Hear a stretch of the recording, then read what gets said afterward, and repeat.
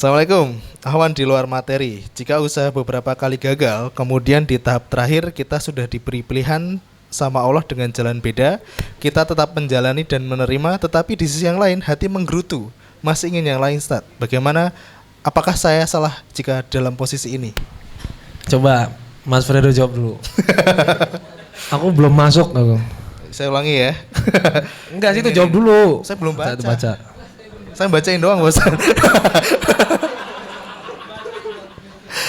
Prinsipnya ikhlas. Wah, sosokan banget, gila. Nah, jadi ketika Loh, malah keblokir ini gimana ini? Ini pertanyaan WA soalnya. Oke, jadi ketika kemudian kita sudah yakin ketika memilih sesuatu, ya udah fokus aja di jalan itu dan ikhlas sama jalannya. Insya Allah benar memang kita ini sudah yakin, sudah ikhlas, pasti Allah kasih jalan terbaiknya. Insya Allah, gitu kan, Ustaz? Insya Allah. Nah. Oke, lanjut aja, Ustaz. Ya, tapi kan iya betul. Jadi kan wasa antakrahu syai'an wa huwa khairul lakum wa asa antuhibbu syai'an wa huwa syarrul lakum, ya. Bisa jadi yang kita menurut kita buruk ternyata baik menurut Allah dan sebaliknya. Tapi begini teman-teman semua, jangan menilai ya. Tapi dia bilang apa? Pilihan dari Allah. Menggerutu. Jadi takdirnya begitu, kita jalani tapi menggerutu. Oke, teman-teman jangan menilai ya bahwa segala kebaikan itu dinilai dari hati kita, kita yang tidak pernah mengeluh, tidak pernah menggerutu. Enggak, belum tentu. Artinya gini loh, aduh saya tuh sebetulnya pengennya kuliah di di UGM jurusan geologi, tapi malah saya tuh malah keterima di Harvard deh, malas banget gitu misalnya gitu. Jurusan S3 marketing ya. Tes itu disertasinya rebahan itu, yang rebahan di Tugu Jogja itu ya.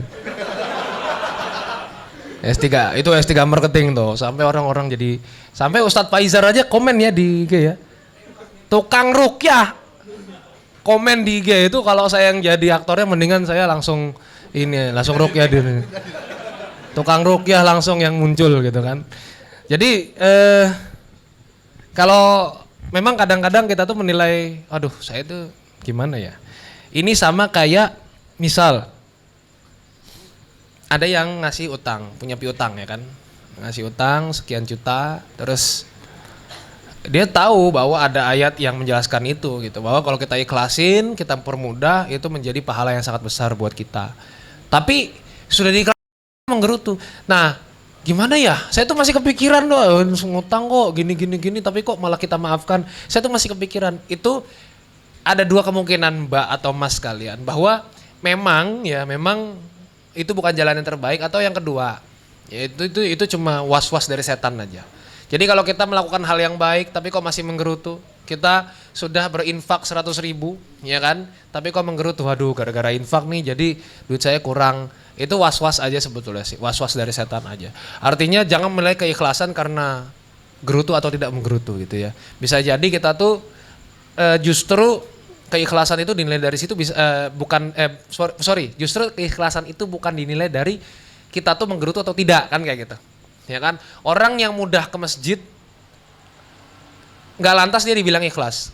Wah, dia ke masjid rajin, sregep, nggak lantas dia bisa dinilai pahalanya lebih besar daripada yang ke masjidnya malas-malesan.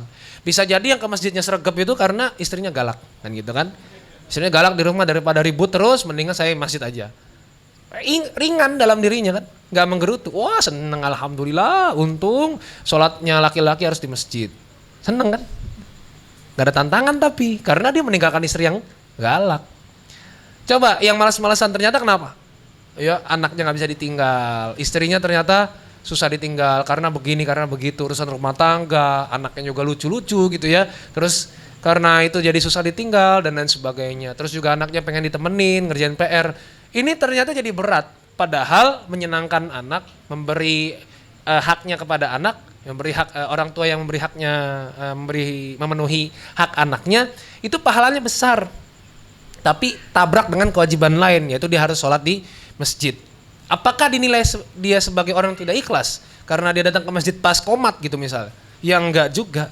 Itu artinya ternyata memang keikhlasan itu ya itu tidak dinilai dari menggerutu atau tidak menggerutu. Tapi yang jelas gerutu-gerutu itu kalau misalkan kita sudah tahu ini yang baik tapi kita masih menggerutu karena melakukannya, itu was-was ya dari setan, karena memang kerjanya yuwaswisu fi sudurin nas. Kerjaannya adalah membisik-bisikan rasa was-was dalam sudur, dalam dadanya manusia ya. Jadi memang kerjaan setan itu apa?